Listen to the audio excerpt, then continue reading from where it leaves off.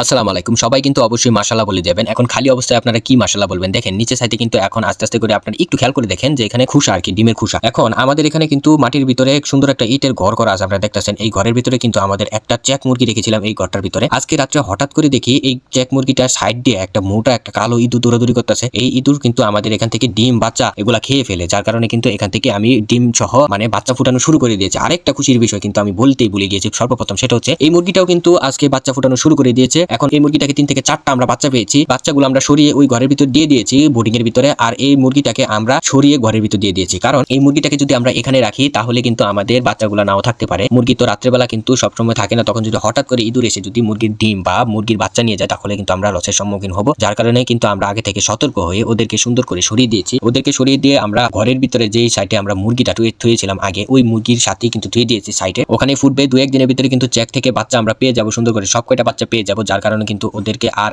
আমরা মনে করেন যে বিরক্ত করতে চাচ্ছি না ইঁদুরের মাধ্যমে। আমরা আমাদের মাধ্যমে 2-1 দিনের মাধ্যমে যেহেতু বাচ্চা ফুটে যাবে, সুন্দর একটা জায়গা করে দিয়ে সুন্দর একটা জায়গার ভিতরে রেখে তার সামনে খাবার পানি দিয়ে রাখবো। ও সুন্দর করে কিন্তু ও খাবার পানি খাবে এবং ওখানে বসে সব কটা ডিম ফুটিয়ে ফেলবে। এখন দেখেন সুন্দর করে ওর কাছে চলে আসলাম, কত সুন্দর করে ও বসে আছে। আর রাত্রেবেলা কিন্তু লাইট জ্বালানো থাকে, রাত্রেবেলা ওই লাইটের তাপে কত সুন্দর করে ও থাকতে পারবে। এই জন্য ওকে আর আমরা মানে বিরক্ত করিনি, ওকে আমরা সুন্দর করে এই মানে ঘরের ভিতরে এসে রেখে দিয়েছি যাতে ইঁদুরে বিরক্ত না করতে পারে। বিরক্ত বলতে কি ওদেরকে তো বিরক্ত করবে সাথে কিন্তু আমারও বিরক্ত, আমি নিজেও বিরক্ত হয়ে যাবো। মানে ইঁদুরের কারণে তো অলরেডি আমি বিরক্তর ভিতরেই আছি। ইঁদুরের কারণে আমরা ঘরের ভিতরে ডিম রাখতে পারতাছিলাম না। ওই যে ঘরটা আমাদের খুব আর মুরগি থাকে আর কি, ওই ঘরটার ভিতরে আমরা ডিম রাখতে পারতাছি না এবং ওই ঘরটার ভিতরে বাচ্চা রাখতে পারি না। ওই ঘরটার ভিতরে মানে টোটালি কোনো কিছু রাখা যায় না। ওই ঘরটার মধ্যে শুধুমাত্র একটা জিনিস রাখা যায়, সেটা হচ্ছে বড় মুরগি বা কবুতর যে কয়টা আছে, বড় কবুতর রাখা যায় আর কি। ওইখানে ছোট কবুতরও রাখা যায়। মনে করেন আমাদের এখানে ইট দেখতেছেন যে এইরকম সাইজের ইঁদুরগুলা থাকে আর কি। এখন এই এত বড় বড় ইঁদুরগুলা যদি আমাদের মুরগিগুলাকে আক্রমণ করে তাহলে কিন্তু আমরা কিছুই পাবো না। আমাদের ওখান থেকে মানে একদিনে কিন্তু আমার একদম খামার খালি করে ফেলবে। আমাদের এখান থেকে আমরা প্রায় সময় কিন্তু আমাদের এখান থেকে ডিম দেখছি যে আস্তে আস্তে টেনে তারা গর্তের ভিতরে নিয়ে যায় আর কি। গর্তের মুখ থেকে কিছু সময় আমরা এই যে গত শীতের ভিতরে আমরা বাচ্চা মানে মুরগিগুলাকে একটু দেরিতে ছাড়তাম, তখন দেরিতে ছাড়ার ফলে মুরগিগুলা কি করতো, ডিম পেড়ে দিত ওই খোয়ারের ভিতরে। কিছু মুরগি তো উপরে ডিম পাতো, যে কটা উপরে ডিম পাতো তখন ওখান থেকে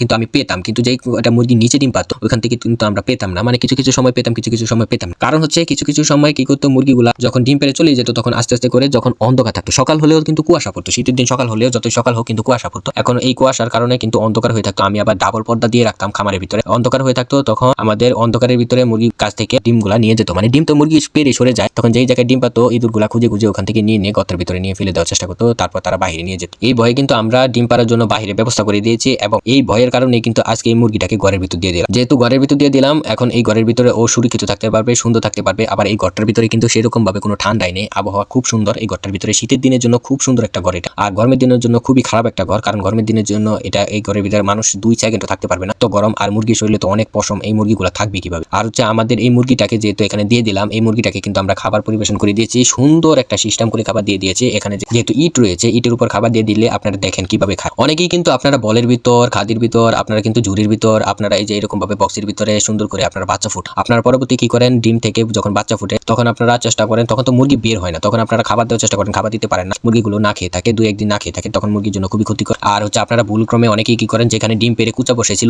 ওইখানে গিয়ে আপনারা খাবার দিয়ে দেন। এখন একটু কষ্ট করে আপনারা যদি বুদ্ধি খাটাতে পারেন তাহলে কিন্তু সুন্দর হয়ে যায়। বিষয়টা হচ্ছে আপনারা যে ঝুড়ি বা খাঁচা বা কার্টুনের ভিতরে যেখানেই কিন্তু আপনারা ডিম দেন না কেন, আপনারা যদি এরকম ভাবে একটা ইট বা যেখানে একটা ইট, আমি এখানে কিন্তু সুন্দর একটা লেভেল আছে যার কারণে একটা ইট দিচ্ছি, আপনারা এরকম ভাবে আপনারা 2-4টা ইট দিয়ে মানে সুন্দর করে একটা সিট সিস্টেম বানিয়ে তারপর ওখানে যদি খাবার দেন, 2-1 দিন কুচা থাকবে এবং কুচা থেকে আর উঠবে না, এখানেই খাবে খাবার পানি। দেখেন আমরা কিন্তু ওখানে পানি দিয়ে দিয়েছি, আর হচ্ছে সাথে খাবারও দিয়ে দিয়েছি, খাবারও খাবে পানিও খাবে। 2-1 দিন কিন্তু ও এখানেই থাকবে, 2 দিন কমপক্ষে হলেও 2 দিন থাকবে। সবকটা বাচ্চা ফুটানোর পরে কিন্তু ও বের হবে, আর আগে কিন্তু এই মুরগিটা বের হবে না। এর জন্য কিন্তু ওর নিচে আমরা কিন্তু খাবার দিই না। ওর নিচে যদি খাবার দিতাম তাহলে আরেকটা বিষয় হচ্ছে, আমরা এই যে কার্টুনটা দেখতেছেন, কার্টুনের সাইজ কিন্তু ছোট। আর আপনারা গ্রাম অঞ্চলে যারা কিন্তু মুরগিতে বসান, মানে মুরগি ডিমে বসান, তা দেওয়ার জন্য তখন কিন্তু আপনারা খেয়াল করে দেবেন আপনারা যত ছোট পাত্রের ভিতরে দিয়ে বসান। এখন এই ছোট পাত্রের ভিতরে দিয়ে বসাতে গেলে আপনারা মানে মুরগির জায়গার কতটুকু আর আপনারা খাবার বা পানি দিবেন কিভাবে, তখন আপনারা অনেক জায়গার ভিতরে দেখছি আপনারা এই কার্টুনের ভিতরে বা ঝুড়ির ভিতরে কিন্তু খাবার পানি দিয়ে রাখেন। যখনই খাবার পানি দেন তখন দেখবেন মুরগির বাচ্চাগুলোর শরীর মরিল ভিজে গিয়েছে, পানি আবার মুরগি ফেলে দিতে পারে বা কোনো ভুলক্রমে হলেও তো পড়ে যেতে পারে। যখন পড়ে যাবে তখন কিন্তু মুরগির বাচ্চার ঠান্ডার সম্মুখীন হতে হবে, খুবই ক্ষতি হবে। এর জন্য আপনারা যাই করেন না কেন খুব সুন্দরভাবে এরকম সিস্টেম করে সাবধানে তারপর আপনারা খাবার দিবেন, তাহলে দেখবেন মুরগির বাচ্চাগুলো এবং মুরগিগুলো খুব সুন্দর থাকবে।